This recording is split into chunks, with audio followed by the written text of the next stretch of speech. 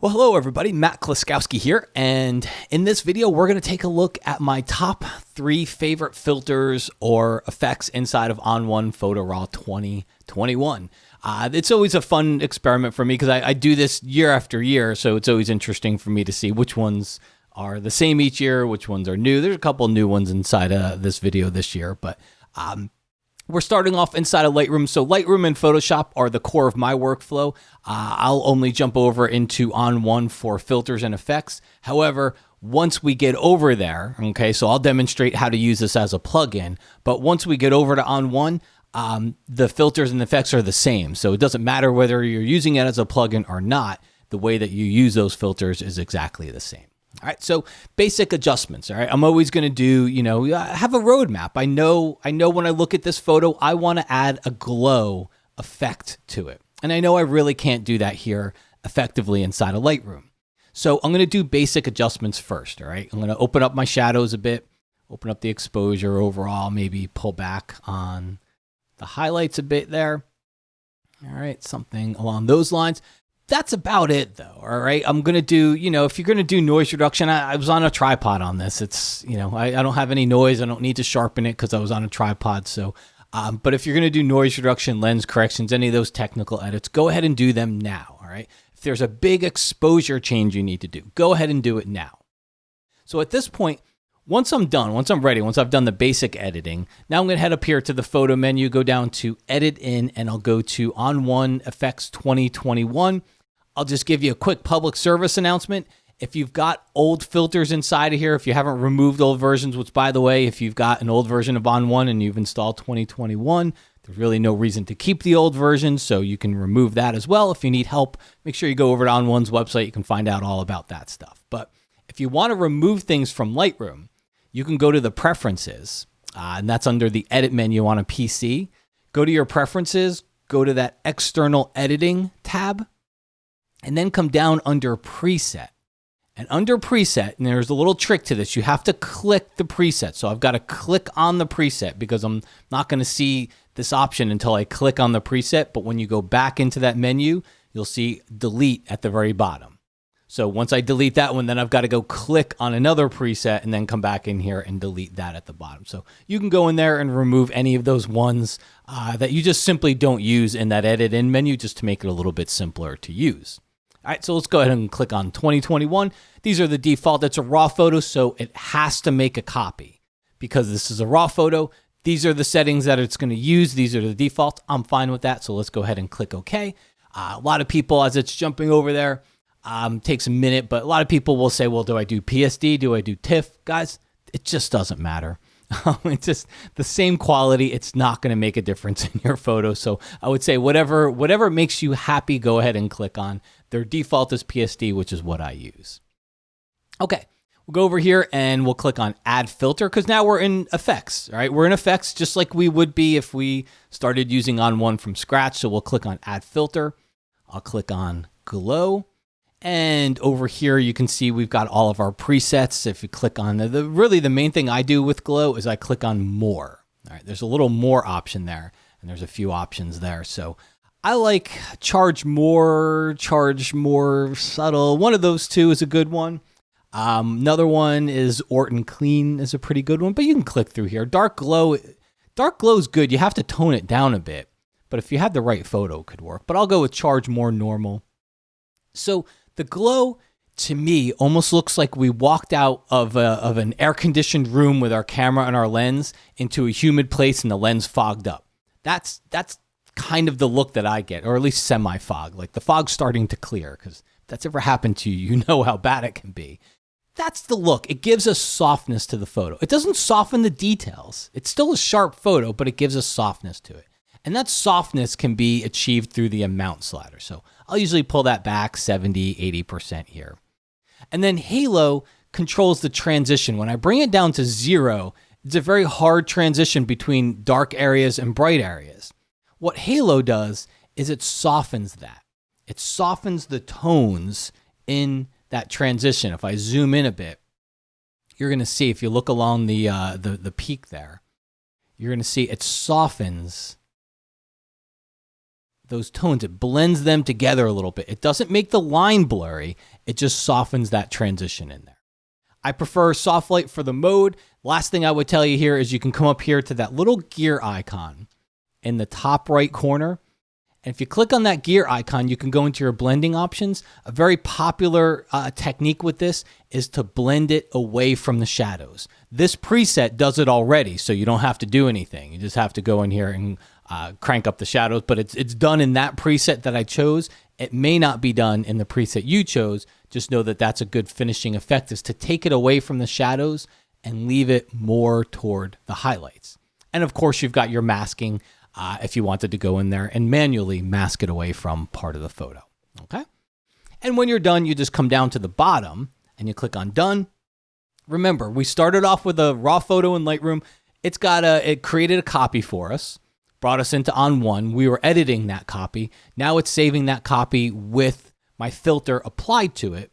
And then it's going to bring us back over here. You're going to see in a second when that's done. I'll be able to flip back over into Lightroom. By the way, that has nothing to do with photography. I press Command Tab on the Mac, and I think it's Alt Tab on the PC to bring up that little thing where you can flip back through different programs. Okay, but that's an operating system thing. That's not a photography. And then you'll see we have our copy back here inside of Lightroom. So we have our original raw file, and then we've got the copy right next to it. All right, let's take the next one from an approach that we have a raw file that we're editing inside of Photoshop. So when you try to open a raw file in Photoshop, it will open Adobe Camera Raw first. So we'll just work through this workflow here. Again, same thing goes. If this is your workflow, which is not mine. I generally am always going to start in Lightroom, but if you're using Photoshop, you can do your same raw edits. It's the same as Lightroom. Bring the exposure down a bit, open up those shadows, somewhere along those lines. Come over here. Let's see here if there's any, sometimes a little bit of lens corrections can help. And then I think it could use a little bit of dehaze. So not too much, but just a little bit of dehazing and some warmth. All right, so I've done my basic edits for this photo.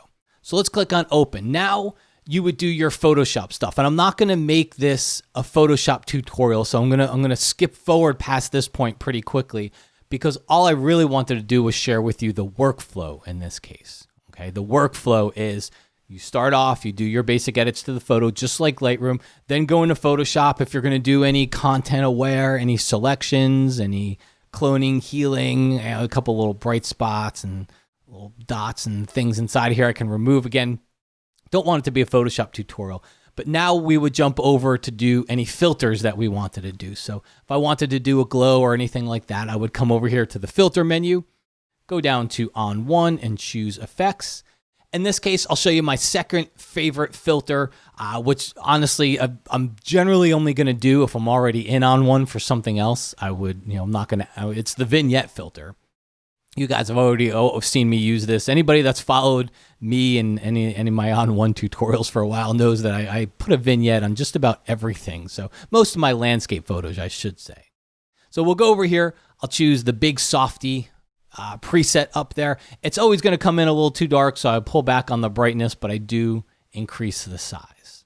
Okay, and it's just a nice way to funnel people's attention. Darkens the edges, creates a nice gradation to funnel their attention in toward the middle of the photo, which generally in a landscape photo, we don't want people looking at the edges.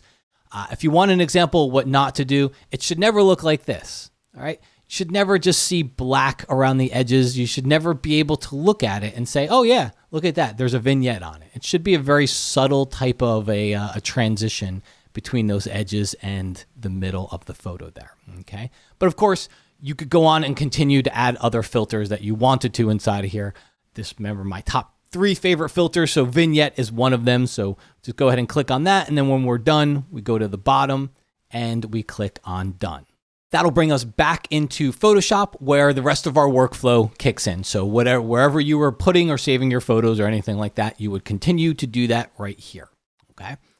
For the last one, I'll do an all-on-one workflow in this one here. So we'll go ahead and click on this. I'm going to choose a wildlife photo. It is by no means a requirement you choose wildlife. It could work on a landscape. It could work on travel. It could work on people, a flower, still life. It'll work on just about anything. But this is a newcomer to my top filters. It's the texture filter. I typically haven't covered it before, but I've been enjoying this texture blending process, especially as I've had more time to go through some older photos and find all these photos I've taken in the zoo and things that had some cluttered backgrounds. So it's a fun little process. It's more artistic. It's not purely photographic, but hey, it's fun.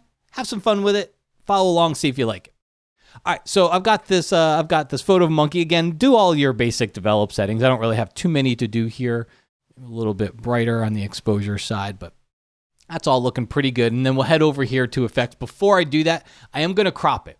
So while negative space and extra space in a regular wildlife photo can help the photo, it gives the environment. In this case, we're going to be adding a texture to this background. It's just going to be blank space, so it's not going to help us. So that's why I'm going to crop on that one. I'll go over here to effects, click on add filter, and choose textures. So you've got a lot of options with this one. I want to show you where I usually start. The very first thing is the way that ON1 has the texture set up by default, you can see through them. I don't like that. So what I do is I go over here to my mode and opacity. I change the mode to replace because I want to replace the whole image and change the opacity to 100%. And what that's going to do is that replaces, it's not blending right now. We're going to do the blend manually. I don't want ON1 to do it for us. So this just makes it so that there's a texture on top of the photo. And then you go through and you find, there's a whole bunch of textures that are built in here. There's a walls category, and you can see there's all these grungy type things inside of there. Another one could be paper. That's a good one to go through. So I'm looking for a little bit of something darker, so something along those lines. But I actually, to me, the biggest power is importing your own. You can click that little import button, which I've done. So you can head over here, and I've got a texture that I imported. We'll go down here. I'm going to choose something that looks a little closer to the background. So I'm going to choose something green. And then what I'm going to do is I'm going to rotate the texture around. I'm going to go down here to the bottom and rotate this so that the light, the apparent light, is coming from the top, which is typically where light comes from. So I'm just rotate that around. And then the rest of this process is just blending it in. And we do that with ON1 masking. I'm not going to be able to do a full masking tutorial for you here, so make sure you visit the ON1 site. There's a ton of tutorials on this stuff, but we'll go over here. I'm going to click on the masking icon, which brings me into mask mode. And then I'm going to click invert. All right. What this is going to do is hide the texture. Now the mask is filled with black instead of white. White was showing the texture, black is hiding it. And then we just use our masking tools here. So we just go up here to the top. I'm using my masking brush. I want to make sure my mode is set to paint in, okay, because I want to paint in the texture. And to start with, I'll use a little bit of a smaller brush, and I'll go around and I'll just get the empty areas. All right, I'm not gonna go too much into the subject with this one. I'm just gonna go around and get some of these empty spots that I know I want to go away. All right, I'm deliberately leaving the extra area alone. All right, and then from there, I'll bring my flow down to about 10, 15, 20% or so. I'll make sure I use a very, very feathered brush, 80, 90%. And then I make my brush bigger with the right bracket key. And now I'll let the edges of that brush eat away into my subject. Okay. Sometimes a little bit lower feather can help. It can help you get the job done a little bit faster, but you just have to be careful because it also does build the effect up. It doesn't give you quite as smooth of a transition as the higher feather does. So it's a little bit of experimentation. There's not a law to this. There's not a governing body that says you must do this, but it's got to blend. If there is a governing body, they would say it has to blend. It's not supposed to be a perfect cutout. And that's the key to this. Is it shouldn't be a perfect cutout. It should blend in. So I usually leave a little bit of the foreground. If there's a tree or grass or something, you don't want your subject floating on air on a texture. So I usually leave as much of that as I can. fun little technique. And again, you can see the key here is it blends. It's supposed to blend into our subject. It's not supposed to be a perfect background replacement like a composite. So all of your perfect selection tools, they go out the window here. This is a very artistic blending type of a process. And nothing keeps us from going in here and adding other filters. So I could go in and add my vignette and add a little bit of edge darkening to it. I'm not including this as one of my top filters, but I do use it quite often, which is the LUTs filter. So we'll call this, 3.5 top favorite filters. But you can go into that LUTs filter, and whenever I combine images, this is a good place to go because it'll add an overall color styling, and you can always reduce the opacity and blend the two, but it'll add an overall color styling so that your foreground and your background images that you've combined together take on a little bit more of a cohesive nature. Okay? Folks, hope you enjoyed my top 3 favorite effects in ON1 Photo Raw 2021. Thanks so much for stopping by, and I'll talk to you again real soon.